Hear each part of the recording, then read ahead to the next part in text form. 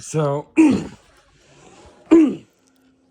if you want to watch CLOs about Dover Impulse, he mentions how broken this one is that when you push the sides, it's not contacting, but if you push like that top, that it's actually because this part's loose. So normally what you need to do is tighten the screw and also try to find a replacement screw for the other hole and screw that in as well. Then the clicking will now work even on these sides here. It clicks.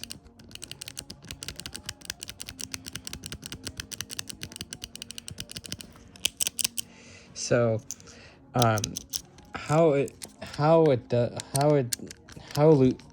keeping that loose can affect it. So if I so yeah, this is the screw that was causing that, but see, you screw.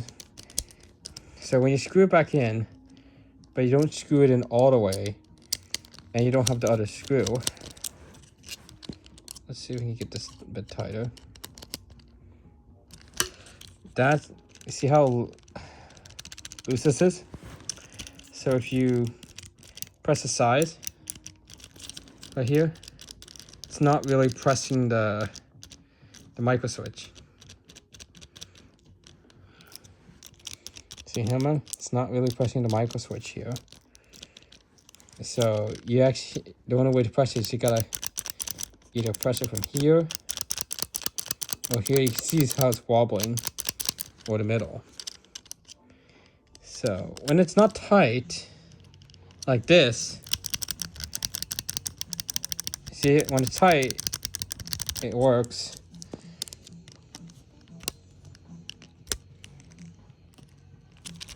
So if it's loosened just enough to where this switch is loose, as you can see,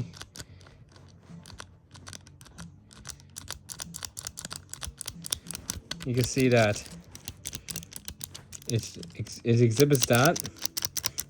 So if you did get a used Dover Impulse, better make sure the screw is tightened, because see, this is what happens when the screw gets loose.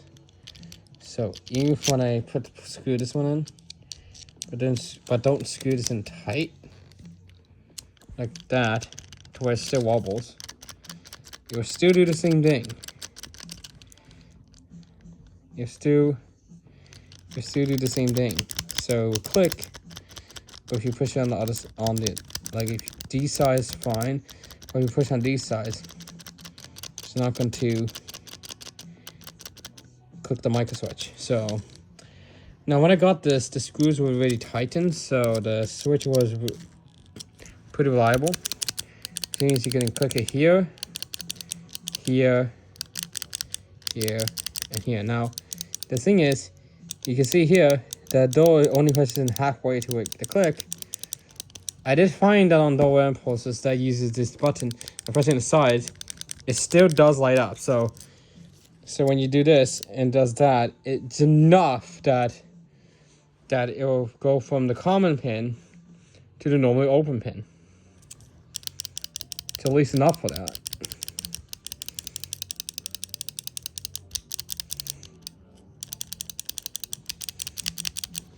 And many Dover Impulses like this one here can have two switches, as you can see here. This is just a filler piece here.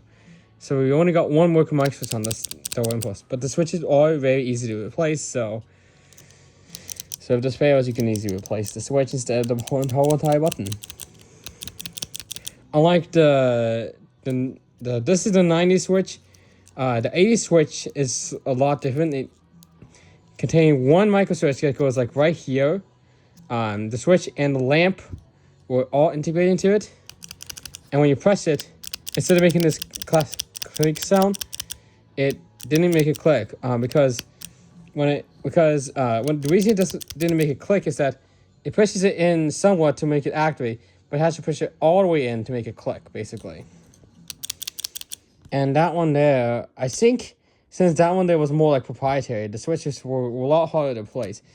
But now when the 90s one came out, they made it into a modular switch by having capacity of 2 switches. So if you have 2 switches here, in case one fails, button will still work, and it mitigates the need to replace the switch again.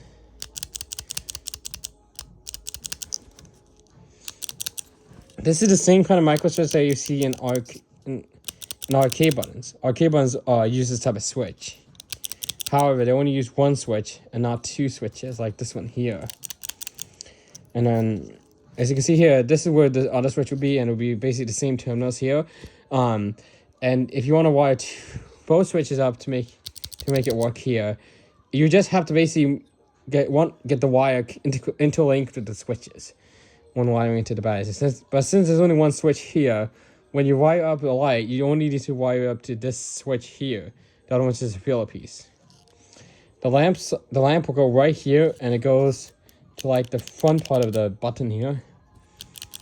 So, and to replace the switch, you simply have to unscrew these screws. Now, when you do this, you got to be pretty careful because the switches can fall off.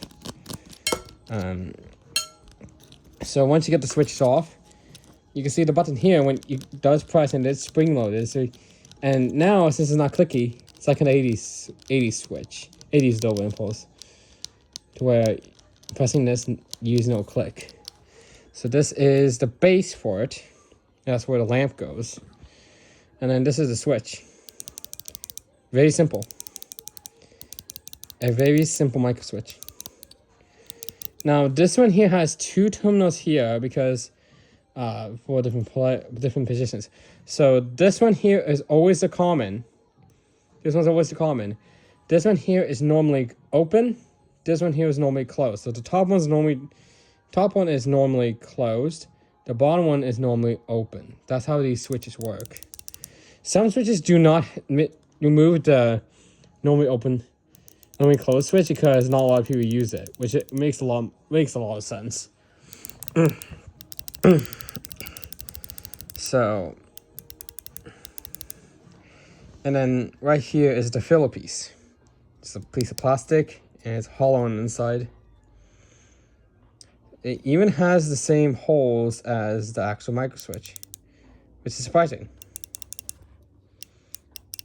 So to put it back together, obviously when you put it in here with the switch, you want to make sure you put it in where the common pin goes through. You cannot put it in backwards, won't even fit.